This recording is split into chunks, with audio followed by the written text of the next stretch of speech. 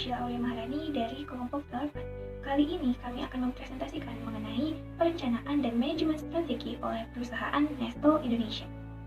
Topik bahasan pada presentasi kali ini adalah profil perusahaan Nestle, visi dan misinya, analisis lingkungan internal dan eksternal, analisis SWOT yang terdiri dari strength, weakness, opportunities, dan threat, serta strategi manajemen yang terdiri dari strategi bersaing dan strategi korporat. Oke, pertama-tama kami akan membahas mengenai profil dari Nestle itu sendiri. Perusahaan Nestle merupakan salah satu perusahaan yang berfokus pada peningkatan gizi, kesehatan, dan juga keafiatan konsumen. Hal ini ditunjukkan dari produk-produk Nestle yang berkualitas, seperti Milo, Coco Crunch, dan sebagainya. Perusahaan ini telah berdiri sejak tahun 1866 dan berhasil mengembangkan perusahaannya sehingga dapat hadir di Indonesia pada tahun 1873. Di Indonesia sendiri, Nestle telah memiliki total karyawan sekitar 3.700 orang yang tersebar di beberapa cabang perusahaannya. Tidak hanya itu, Nestle memiliki 3 pabrik di 3 provinsi besar, yaitu Jawa Barat, Jawa Timur, dan juga Lampung. Nestle telah meluncurkan lebih dari 20 merek produk, contohnya Milo, Nescafe, Denkau, Nestea, Cerelac, dan lain sebagainya.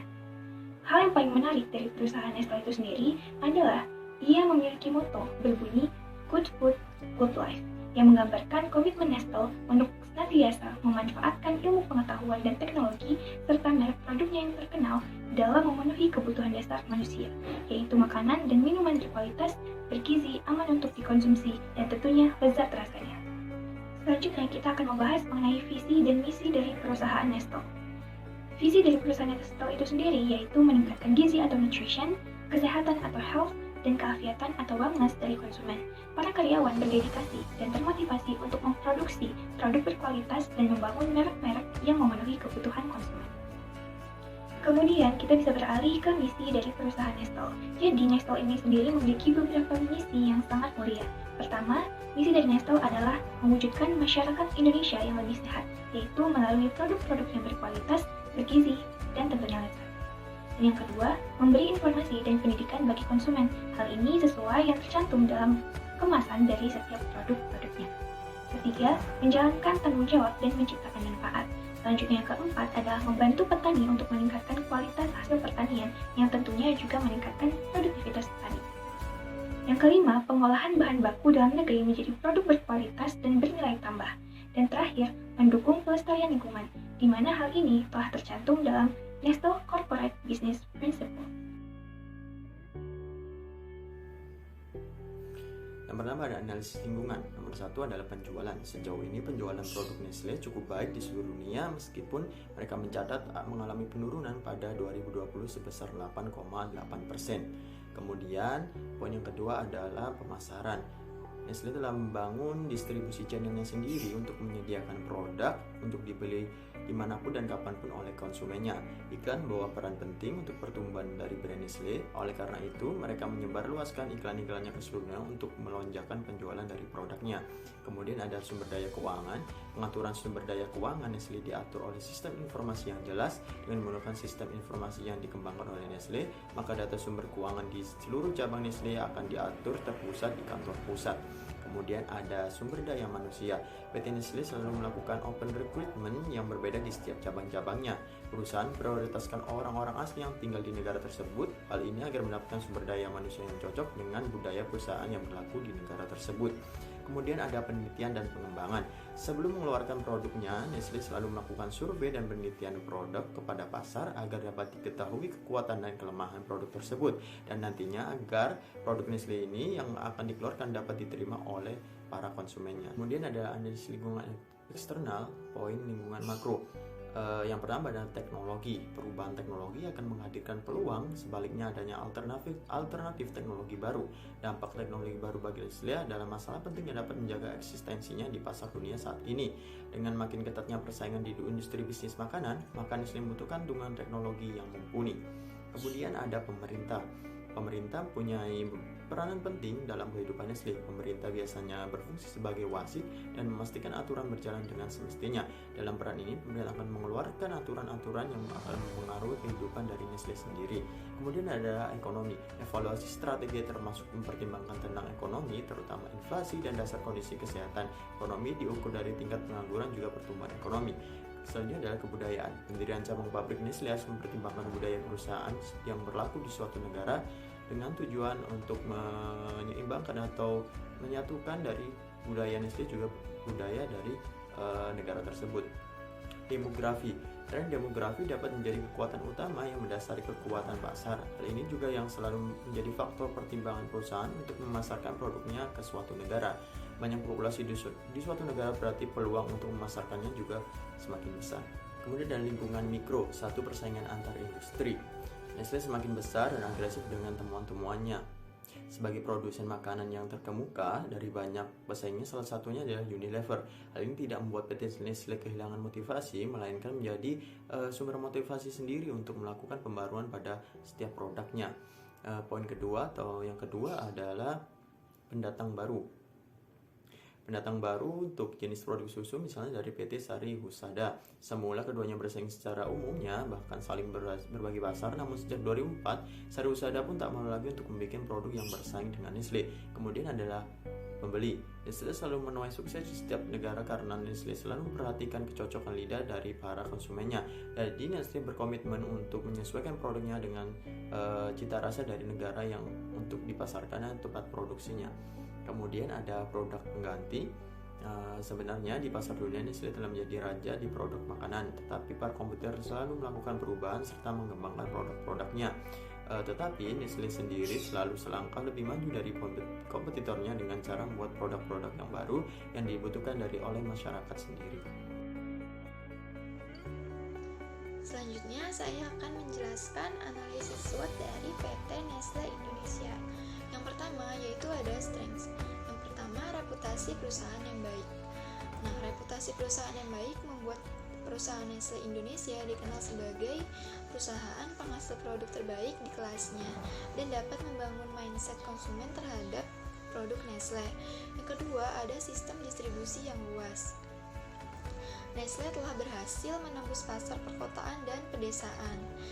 Metode yang diterapkan perusahaan dalam mendistribusikan produknya itu dalam rantai pasokan, seperti pasar jalanan, pedagang keliling, dan juga distributor lainnya. Yang keempat yaitu promosi dan iklan yang besar. Ada weakness atau kelemahan. Yang pertama, harga produk yang relatif mahal, sehingga banyak konsumen lebih beralih ke produk yang lain atau produk yang relatif lebih murah. Yang kedua, ada biaya promosi relatif mahal. Seperti yang kita ketahui, produk Nestle itu kan banyak juga iklan yang ada di TV. Nah, promosinya itu mengeluarkan biaya yang terlalu tidak murah atau relatif mahal. Yang ketiga, ada pangsa pasar yang tidak menjangkau semua tingkatan. Kebanyakan konsumen dari produk Nestle ini masyarakat menengah hingga masyarakat ke atas. Selanjutnya yaitu ada opportunity atau peluang. Yang pertama, menciptakan brand image yang positif terhadap produk Nestle.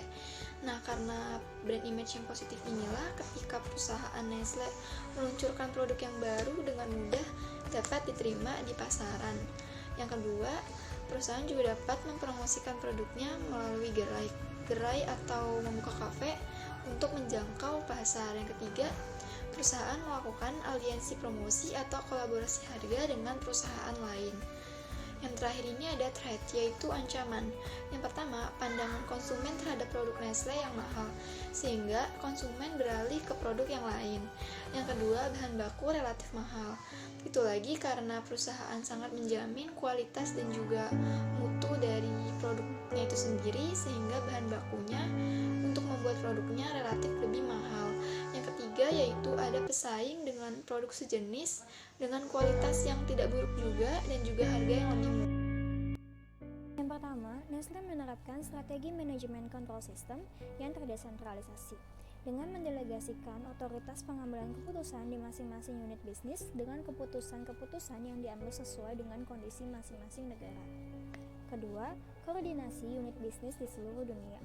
Untuk mengkoordinasikan seluruh unit bisnisnya di seluruh dunia, maka dibutuhkan peranan sistem teknologi informasi yang bisa mengkoordinasikan seluruh aktivitas bisnis agar diperoleh competitive advantage. 3. Membangun keunggulan di setiap bidang usaha. Perusahaan Nestle yang telah melakukan diversifikasi bisnis memiliki strategi unit bisnis yang menitik beratkan pada upaya membangun keunggulan setiap bidang usaha yang digeluti.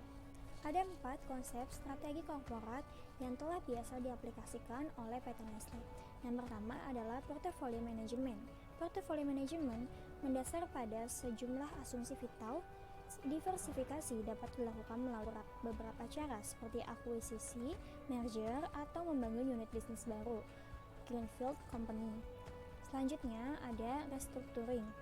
Perusahaan Nestle mencari perusahaan yang tidak terlalu maju, sedang sakit, atau yang sedang menghadapi kesulitan akibat perubahan lingkungan bisnis yang tidak dapat diatasi.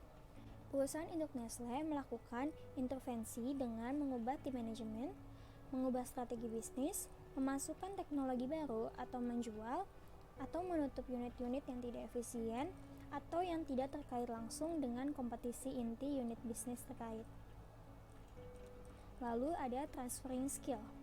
Terjadi sinergi dan proses aktif untuk mengubah strategi atau operasional unit bisnis.